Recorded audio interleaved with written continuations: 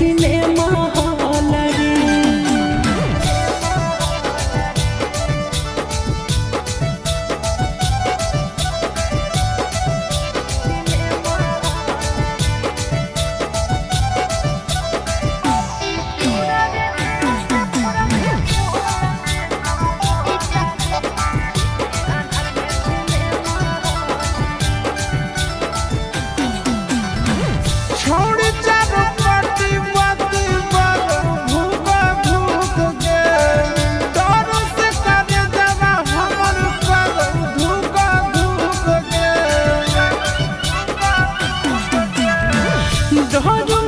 छोड़ा हमारा कोरावा में धर रे, गमछी बिछा के भुइया लूटा ले लहर रे।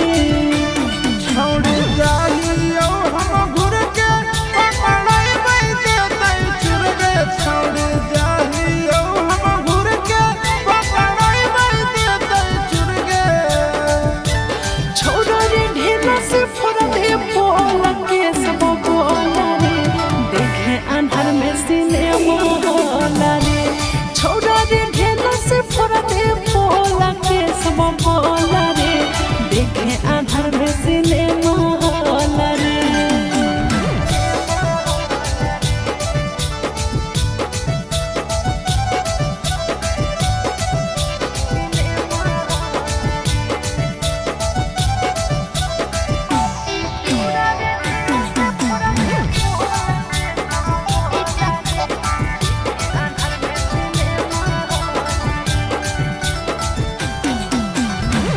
छोड़ के पलान कैंसिल कर देना आज के, देखल तो भइबा तोरा फेंक देतौ काट के।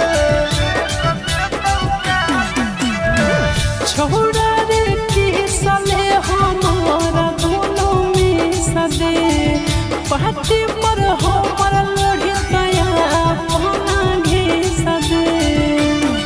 कहो आशीष चिंटू राजा भोग पड़तौ भारी साजा, कहो आशीष चिंटू राजा भोग पड़तौ भारी साजा। छोड़ा रे ढेला से फोड़ दे बोला के सब बोला रे, देखे अंधार में सिनेमा हॉल रे। छोड़ा रे ढेला से फोड़ दे बोला के सब बोला रे, देखे अंधार में सिनेमा